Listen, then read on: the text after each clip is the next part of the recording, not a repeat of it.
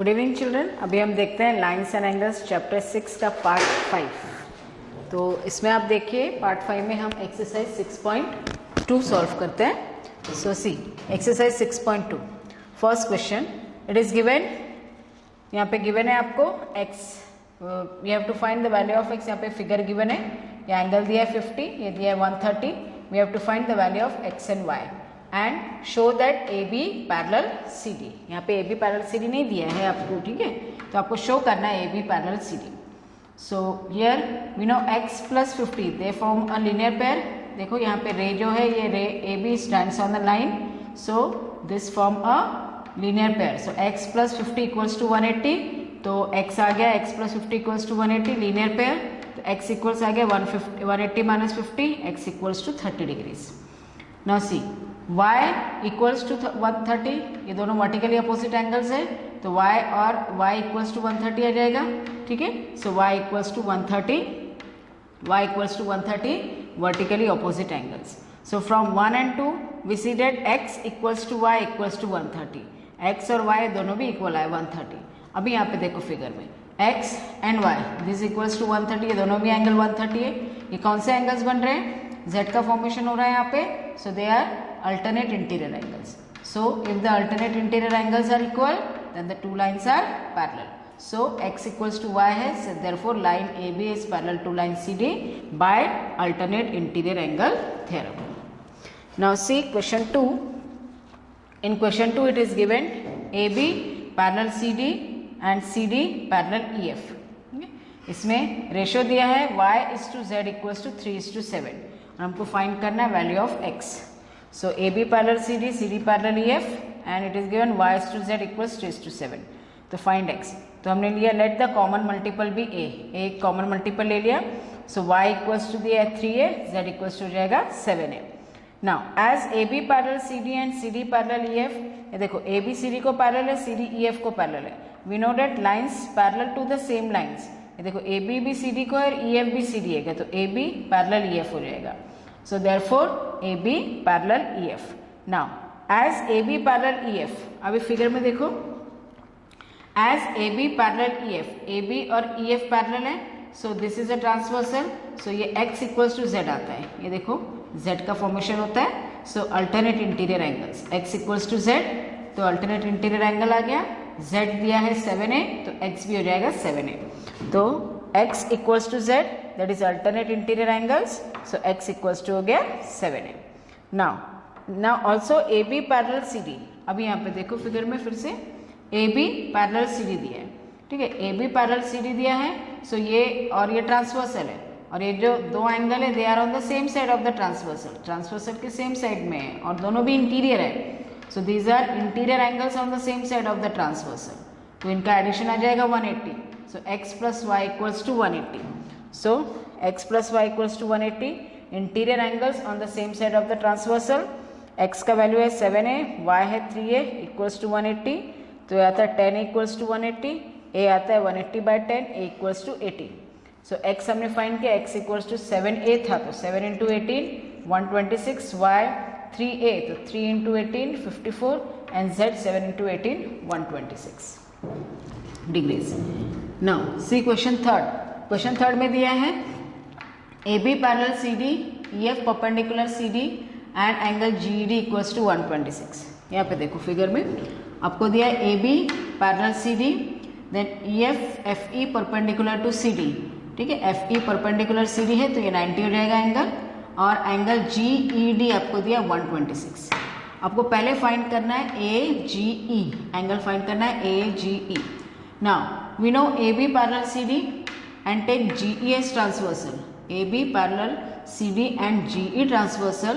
सो देखो यहाँ पे Z का फॉर्मेशन होता है, ये पूरा एंगल Z बनाता है, ये पूरा, ठीक है, तो ये एंगल AGE ये जाएगा angle AGE equals to angle GED, ये रहेगा अल्टरनेट इंटीरियर एंगल्स, तो ये 126 है, तो AGE ये भी हो जाएगा 126 डिग्रीज, ठीक है, अल्टरनेट इंटीरियर एंगल।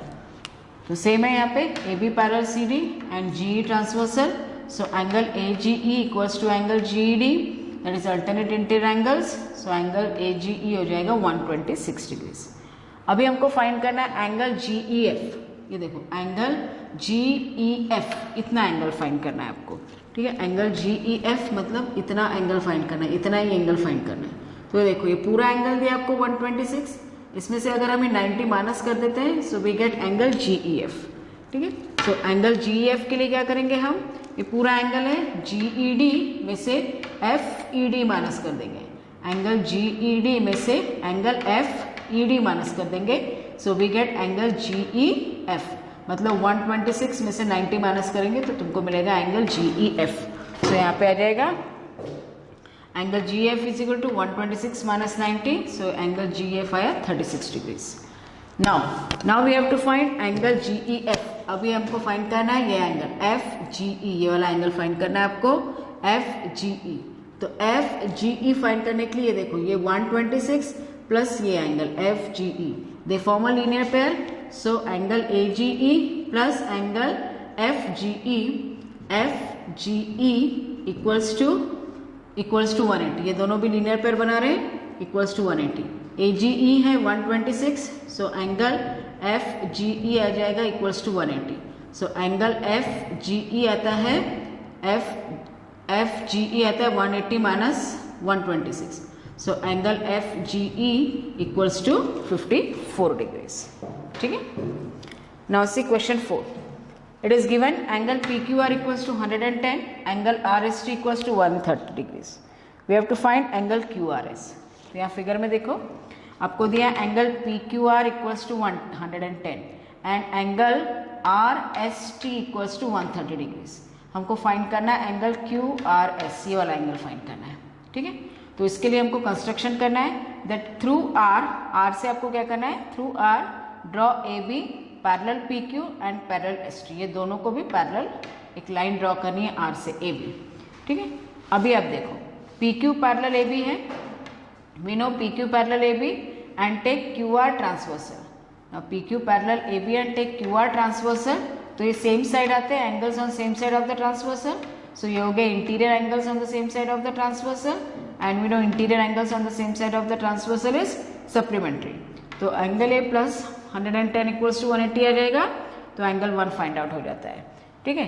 सिमिलरली यहाँ पर भी ST पैरेलल AB है and take RSS transversal, SRS transversal, तो ये भी एंगल्स है on the same side of the transversal, तो ये भी इंटीरियर एंगल हो गए, तो एंगल 2 प्लस 130 इक्वल्स टू 180 हो जाएगा, तो एंगल 2 भी मिल जाएगा 180 माइनस 130, ठीक है। वही हमने यहाँ पे किया है PQ parallel AB and QR transversal, so angle 1 plus 110 आता है 180, that is interior angles on the same side of the transversal, so angle 1 आता है 70 degrees।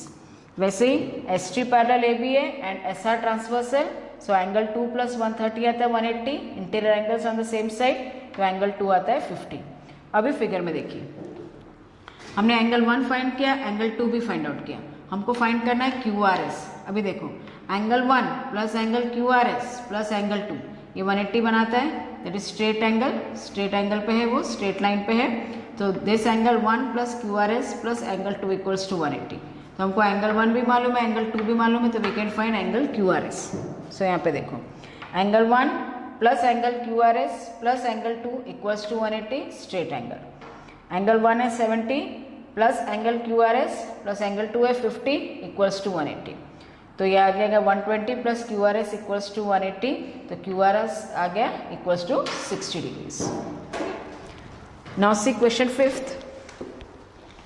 क्वेश्चन 5th में आपको दिया AB parallel CD and angle APQ equals to 50 degrees दिया है and angle PRD equals to 127। आपको फाइंड करना है X एंड Y। तो यहाँ पर भी हम लेंगे AB पैरेलल CD लो एंड पहले PQ ट्रांसवर्सल लो, AB parallel CD and PQ transversal.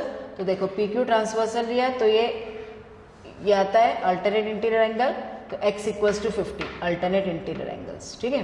वैसे AB parallel CD, now take PRS transversal, तो PR ट्रांसवर्सल लिया तो ये पूरा ही एंगल अल्टरनेट इंटीरियर एंगल आता है, ये देखो ये पूरा y plus 50 equals to 127 degrees alternate interior angles.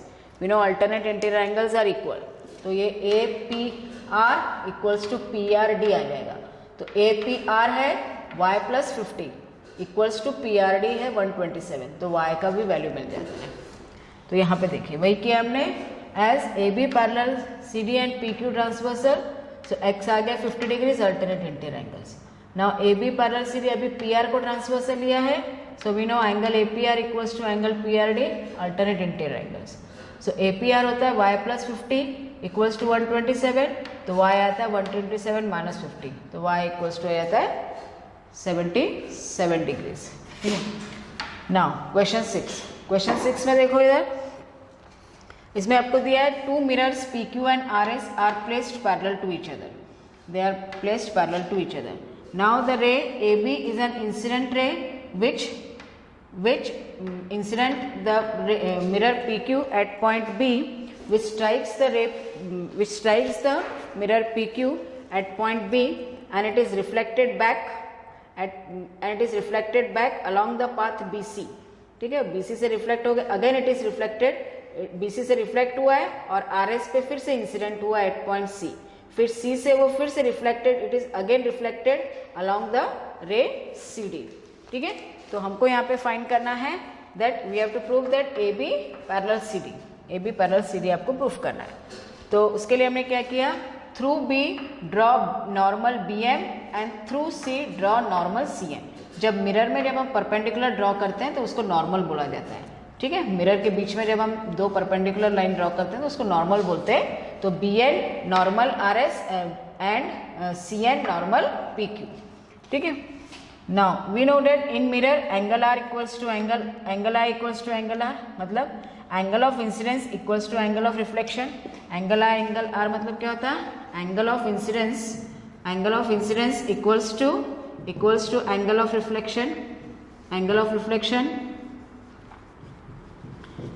So angle I equals to angle R।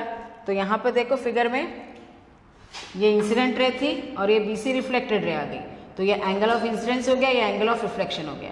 तो angle 1 equals to angle 2, same ये BC यहाँ आके इंसिडेंट हो गया, RS पे इंसिडेंट हुआ है तो ये इंसिडेंट एंगल हो गया, ये रिफ्लेक्ट हुआ है तो रिफ्लेक्टेड एंगल हो गया। तो एंगल 3 इक्वल्स टू एंगल 4। ठीक है, angle 1 equals to angle 2 and angle 3 equals to angle 4। ठीक है, so angle 1 equals to angle 2 and angle 3 equals to angle 4। Now we know that normals, that is perpendiculars drawn between two parallel lines, we know that normals between two parallel lines are also parallel। ठीक है, तो यहाँ पे देखो ये PQ and RS से दो parallel line दिए, इन दोनों के बीच में हमने और दो पैरेलल लाइन ड्रॉ किए। तो ये दो पैरेलल लाइन के बीच में आप कितने भी पैरेलल लाइन ड्रॉ करोगे, कितने भी लाइंस ड्रॉ करोगे तो वो भी पैरेलल रहेगी, कितने भी परपेंडिकुलर लाइंस आप ड्रॉ करोगे तो वो भी पैरेलल रहेगा। ठीक है, so perpendicular lines drawn between two parallel lines, perpendicular lines drawn between two parallel lines are also parallel। तो BM पैरेलल CN हो जाएगा। सो यहाँ पे BN parallel CN and BC transversal, यहाँ पे देखो क्या लिया है, BN parallel CN and we take BC transversal. तो ये देखो एंगल 2 इक्वल्स टू एंगल 3 आता है, ये BN और ये CN, तो ये अल्टरनेट Z का फॉर्मेशन होता है यहाँ पे। So angle 2 equals to angle 3, alternate interior angles. ठीक है, तो इसको दिया है इक्वेशन 3। अभी आपको क्या करना है, 1 को भी 3 के साथ कंपेयर करना है और 2 को भी 3 के साथ कंपेयर करना है। सो 1 एंड 3 को कंपेयर किया हमने तो क्या मिला हमको, ये एंगल 2 सेम है, so angle 1 equals to angle 3 आया। So angle 1 equals to angle 3 from 1 and 3। Now angle 2, equation 2 और 3 को हमने कंपेयर किया तो ये एंगल 3 इक्वल है, so therefore angle 2 equals to angle 4। So we get angle 2 equals to angle 4 from 2 and 3। अभी ये दोनों भी इक्वेशंस को आप ऐड कर दो। So angle 1 plus angle 2 equals to angle 3 plus angle 4। Add करते समय LHS को LHS से ऐड करना है, RHS को RHS से ऐड करना है, इक्वल टू की साइन बीच में रहने देनी है। So angle 1 plus angle 2 equals to angle 3 plus angle 4। अभी देखो एंगल 1 प्लस एंगल 2 कौन सा एंगल होता है और एंगल 3 प्लस एंगल 4 कौन सा एंगल होता है, वो हम फिगर में देखते हैं। तो देखो एंगल 1 प्लस एंगल 2 इसको ऐड करोगे तो कौन सा एंगल 1 और एंगल 2 ये प्लस किया तो ये टोटल एंगल आता है ABC। वैसे एंगल 3 प्लस एंगल 4 ऐड किया तो टोटल एंगल मिलता है BCD। तो angle ABC equals to angle BCD। But ये कौन से एंगल्स है, this are alternate interior angles. So if the alternate interior angles are equal then the lines are parallel. तो AB पैरेलल CD आ जाएगा। ठीक है, थैंक यू।